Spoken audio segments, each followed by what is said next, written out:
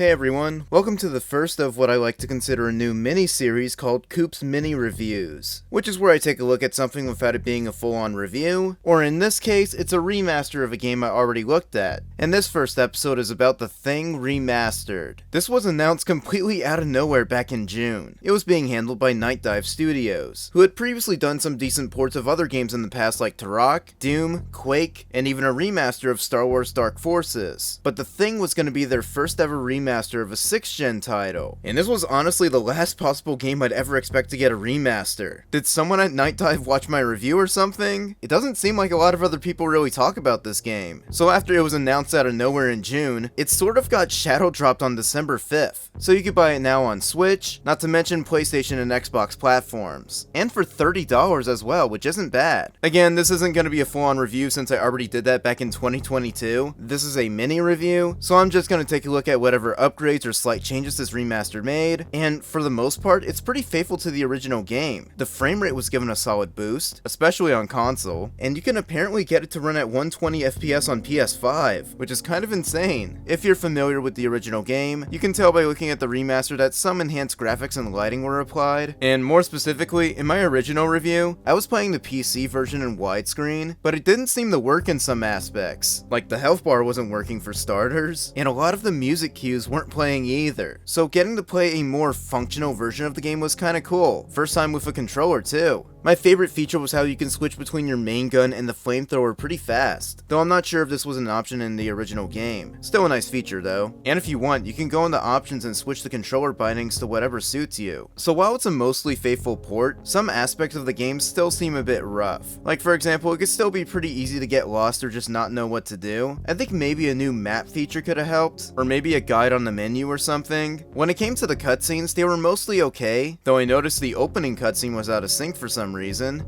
Get them to shelter as quickly as you can. Roger that. Blake out. Also, slight spoilers, when I got to the point of the game where Pierce dies, the cutscene for it loaded all weird. What the oh, they're showing him go in? Oh, okay, I don't remember that. Wait, what?